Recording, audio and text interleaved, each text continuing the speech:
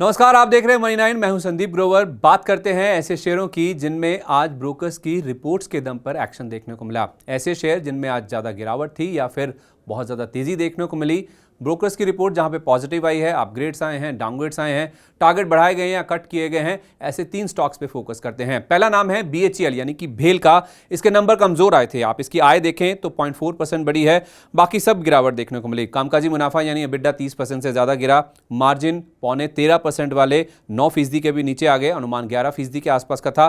मुनाफे में भी 25% की कटौती देखने को मिली है। अब यहां पे जो ब्रोकर्स की रिपोर्ट आई है वो बटी हुई है। अगर आप विदेशी ब्रोकर्स की बात करें तो वो बेरिश है, यानी उनका मंदी का नजरिया है। CLSA ने सेल की रेटिंग दी है, टारगेट हालांकि एडजस्ट किया है, 135 से बढ़ाकर 189 रुपए किया है। मॉर्गन स्टैनली ने भी इक्वल वेट की रेटिंग दी है, 200 रुपए का टारगेट दिया है, जबकि प्राइस अगर आप देखेंगे तो वो 300 रुपए के आसपास का, यानी कि अच्छी खासी डाउनसाइड की उम्मीद वो शेयर में करके चल रहे हैं। लेकिन इसके विपरीत आप घरेलू ब्रोकर्स देखिए। एंटीक ने बाय की रेटिंग को मेंटेन किया है, टारगेट प्राइस इंक्रीज किया है, 299 वाला बढ़ाकर 360 रुपए कर दिया है। इसी तरह नुवामा की बात करें तो इन्होंने भी खरीदारी की राय बरकरार रखी है, 265 रुपए से टारगेट सीधा बढ़ाकर 400 रुपए कर दिया है। 300 रुपए के आसपास शेयर ट्रेड कर रहा है, यानी कि मौजूदा भाव से करीब करीब 33% के आसपास की अपसाइड नुवामा को यहां पे नजर आती है। अब ब्रोकर इतने ज्यादा बेरिश और बुलिश क्यों है, इतना ज्यादा मतभेद क्यों है? देखिए, इस कंपनी के अगर आप नंबर्स को ध्यान से देखेंगे तो Q4 में जो कैश फ्लो और जो वर्किंग कैपिटल मैनेजमेंट है वो कहीं ना कहीं कमजोर देखने को मिला है। मॉर्गन स्टैनली का मानना है कि चौथी तिमाही के नतीजे कमजोर रहे थे। CLSA का कहना है कि एग्जीक्यूशन के लिहाज से नंबर्स में वीकनेस साफ तौर पे नजर आ रही थी, एग्जीक्यूशन सुस्त देखने को मिला, जिस वजह से नंबर्स पे जो इंपैक्ट है वो साफ तौर पे नजर आ रहा है। हालांकि एंटीक का मानना है ऑपरेशनल फ्रंट पर नंबर्स खराब थे,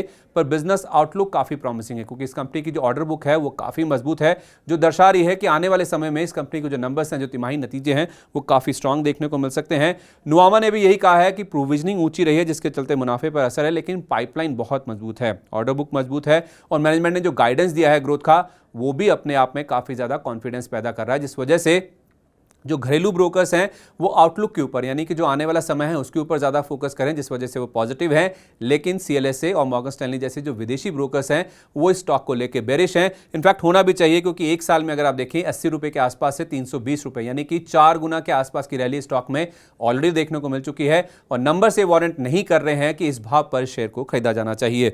दूसरा नाम है ऑयल इंडिया का। यहाँ पे CLSA का आ गया है डाउनग्रेड। उन्होंने जो रेटिंग पहले बाय थी उसे घटाकर अब कर दिया है रिड्यूस। 575 रुपए का टारगेट था, उसे बढ़ाकर कर दिया 690 रुपए का, 660 रुपए के आसपास का प्राइस है। 1% के आसपास ही गिरावट देखने को मिली। हालांकि नंबर्स ऐसे कमजोर नहीं थे। अगर आप मुनाफा देखें 1788 करोड़ से बढ़कर 2029 करोड़, आय भी बढ़कर आई, 3.25 रुपए का इन्होंने डिविडेंड घोषणा की है और 1:2 के बोनस की भी घोषणा की है। लेकिन दिक्कत की बात है, ये शेयर भी चला हुआ है, 6 महीने में 118% ये शेयर चल चुका है, यानी कि 2 गुना से ज्यादा हो चुका है, जिस वजह से बाय की रेटिंग को CLSA ने डाउनग्रेड करके अब कर दिया है रिड्यूस।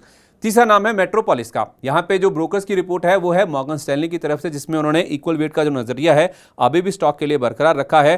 इसके जो नंबर्स अगर आप देखेंगे ओवरऑल इनलाइन थे, लेकिन मार्जिन में इस बार कमजोरी देखने को मिली है। डॉक्टर लाल जो इसकी पेयर कंपनी है उसके नंबर्स आए थे, बहुत मजबूत थे, उसके बाद से शेयर में काफी अच्छा रनअप देखने को मिला था। इनका आप आय देखेंगे 17%, कामकाजी मुनाफा 14% और मुनाफा 31% बढ़ा है। दिक्कत की बात, जैसे मैंने कहा, मार्जिन है 24.7% वाले 24.2% पर आए हैं। बाजार अनुमान कर रहा था कि बढ़कर आएंगे, 26% के आसपास आते हुए दिखेंगे, तो वहां पे जरूर थोड़ी सी दिक्कत देखने को मिली है। और शेयर ने आज 2050 रुपए का इंटरडे हाई छुआ था, जो कि 2 साल की ऊंचाई है। तो नंबर्स भले ही ठीक ठाक थे, मार्जिन के फ्रंट पे थोड़े से वीक थे, लेकिन मॉर्गन स्टैनली ने इक्वल वेट की रेटिंग दी है। यहां पे जो टारगेट दिया गया है वो 1792 का है, मौजूदा भाव से नीचे है, लेकिन फिर भी शेयर में आज दमदार एक्शन देखने को मिला। तो ये थे कुछ ऐसे 3 स्टॉक जो कि ब्रोकर्स की रिपोर्ट्स के दम पर आज दमदार एक्शन दिखा रहे थे।